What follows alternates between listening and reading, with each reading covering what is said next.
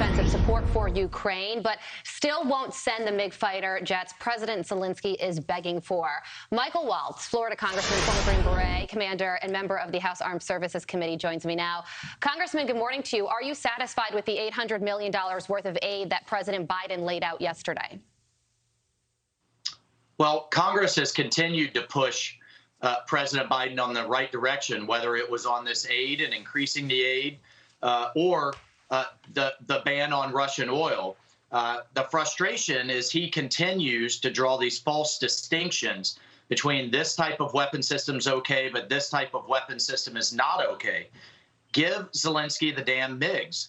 Give him the air superiority that he needs to protect his cities that are literally being leveled as we speak. I support not getting into a no-fly zone. That would mean actually bombing Russia, American planes bombing Russia and their air defense systems in Ukraine. But give Zelensky every single thing, every single weapon system, every single bullet that he needs to defend his country. You know, Congressman, you're absolutely right. And Jen Psaki was asked about that yesterday, and she was saying, well, MiGs are an offensive weapon, missiles are defensive. But if they're both shooting and killing Russians, it's sort of a distinction without a difference. And, you know, we're seeing it unfold yesterday, the reaction to President Zelensky's speech, where lawmakers were moved to tears. Do you think that President Biden will face pressure from members of Congress enough for him to actually change his mind on this issue? You know, when I was out in Ukraine last year, the administration had determined that Stingers were too escalatory, that anti-ship missiles to defend their ports were too escalatory. So we've drugged the administration along, and Zelensky was incredibly powerful. You are going to see additional pressure, as you have during this entire crisis. One thing I also think the president needs to do right now is draw a red line when it comes to chemical weapons and weapons of mass destruction.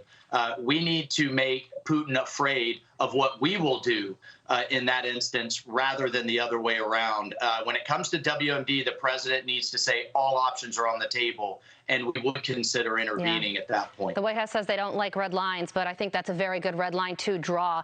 President Biden yesterday did say that we are going to be helping Ukraine acquire longer-range anti-aircraft systems, and this is after President Zelensky requested specifically the S-300 missile system, which is a Soviet system that could shoot planes out of the sky at a higher altitude. Is that what the president is talking about? And if so, how much of a game changer would that be for this war?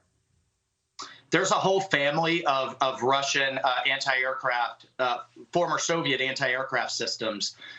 There's one called the SA-14, the SA-7 shoulder-fired, but the S-300 shoots much higher, much further than the Stingers or those other systems. They need them yesterday. And Eastern European countries that are now members of NATO can provide them, and I hope the administration's moving in that direction. I truly hope that so too. And you know, you are attending a briefing on the war today. What do you expect to get out of it? Well, I think we'll just get an operational update. I'm very interested in the logistics problems that the Russians are having. I'm also interested in the port of Odessa. You know, a lot of focus on the no-fly zone and the aerial piece, but there's also a blockade going on in the Black Sea. Odessa is Ukraine's last port. The Russians have always wanted it. Putin has always wanted it. And we have to do everything we can to help them keep that lifeline open. And then finally, you know, what's going on with the peace talks?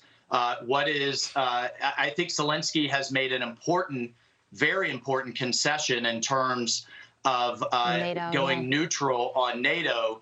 But what is he prepared to give up, and what is Putin prepared to do? So I'll be looking forward to that briefing today. All right. After you get briefed, please come back. We'd love to hear what you have to say. Congressman Waltz, thank you so much for joining us.